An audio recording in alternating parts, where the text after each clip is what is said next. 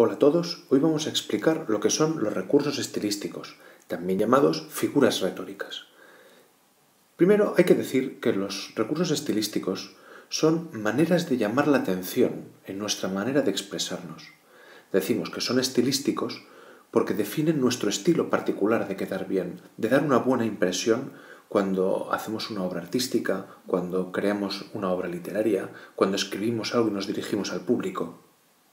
En este curso nos vamos a conformar con saber lo que son los recursos estilísticos y aprender a distinguir una figura retórica cuando la encontremos en una obra de arte. Esto nos permitirá darnos cuenta de dónde está la genialidad del autor, de cada pintor, encontrar la gracia que hay detrás de cada obra artística. Hay recursos en cualquier modo de expresión artística, en la pintura, en la escultura, en el cine, en la música, en la literatura. Vamos primero a ver algunos ejemplos más bien visuales, quizá porque con estos ejemplos se puede aprender de una manera más rápida, más intuitiva lo que es un recurso estilístico, y luego después entraremos en los recursos estilísticos típicamente literarios. Estamos viendo un anuncio publicitario. El efecto que produce esta imagen es el choque que se da al contemplar el coche. Esa es la primera pregunta que nos tenemos que hacer. ¿Qué es lo que sorprende? Sorprende el coche. ¿Por qué sorprende? Sorprende precisamente porque en esta línea que se dibuja tenemos un hipopótamo, dos hipopótamos y esperaríamos encontrar un tercer hipopótamo. Pero no es un hipopótamo, es un coche. ¿Qué recurso utiliza aquí? La respuesta es muy sencilla.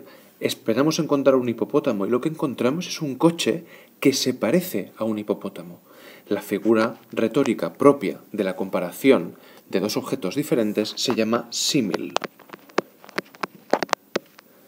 Es muy importante que tengamos en cuenta estos tres pasos. Primero, ¿qué es lo que sorprende? Segundo, ¿por qué nos sorprende?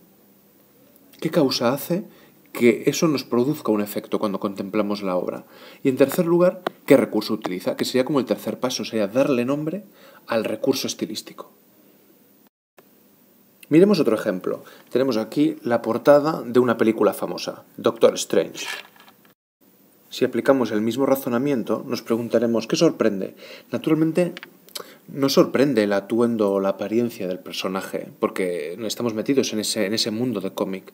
Lo que sorprende es que alrededor, precisamente de este círculo que dibuja el protagonista, hay todo un paisaje alrededor, pero totalmente desordenado. Es muy extraño. Fijaos aquí, estos edificios boca abajo, estos edificios totalmente torcidos, este campanario boca abajo.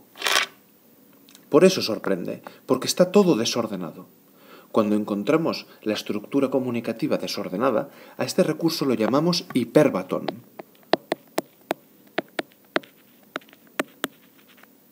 Fijaos, ¿qué sorprende? ¿Por qué nos sorprende? ¿Y qué nombre le damos?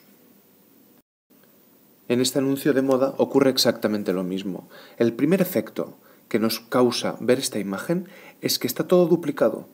Fijaos, las modelos están absolutamente duplicadas.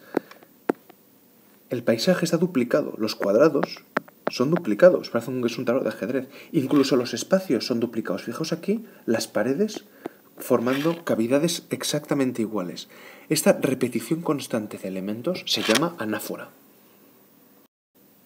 Finalmente, como último ejemplo, vemos un anuncio de McDonald's en el que se nos dice que los negocios están abiertos 24 horas. Para darnos este mensaje, parece que nos dibuja una luna, pero no es una luna, es una hamburguesa iluminada de manera que parece una luna. Esto podemos darle varios nombres, pero ante todo parece un cambio de significado. La luna pasa a ser una hamburguesa. Y por tanto, parece que el recurso es más bien una metáfora. Pasando ya a lo propiamente literario, cojamos un pequeño ejemplo de un trabalenguas infantil. Rasputín era un ratón que rascaba en una risca con un tosco.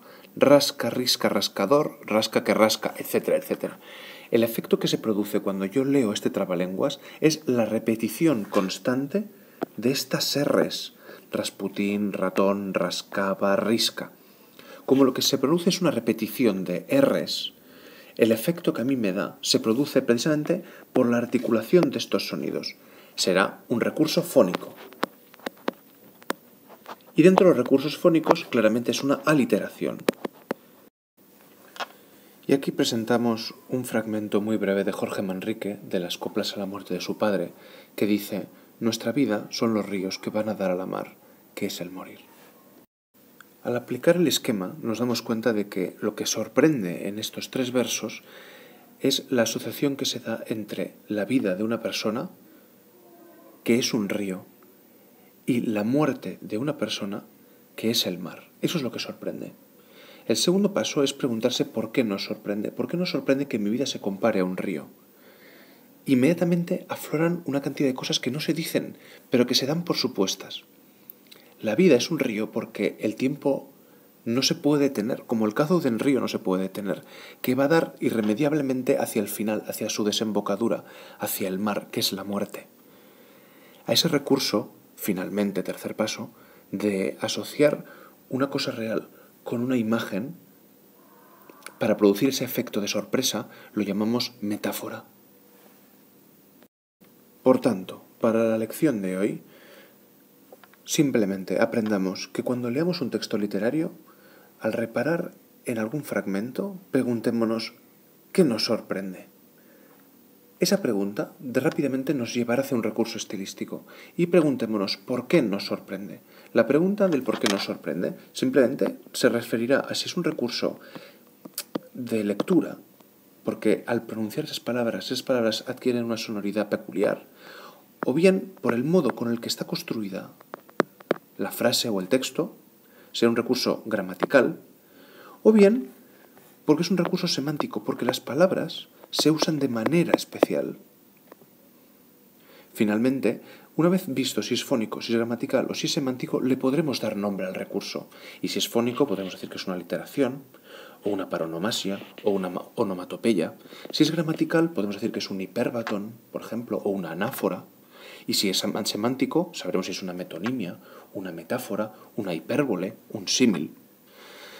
Por eso, en lugar de aprendernos de memoria directamente, intentando como una cotorra repetir los recursos, fijémonos para hacer bien este análisis. Cuando leemos un texto, ¿qué es lo que sorprende? ¿Qué es lo que nos gusta de este texto?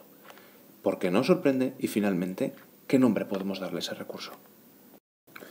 Y esto ha sido todo. Espero que esta introducción os haya gustado. Ánimo con el estudio. Adiós a todos.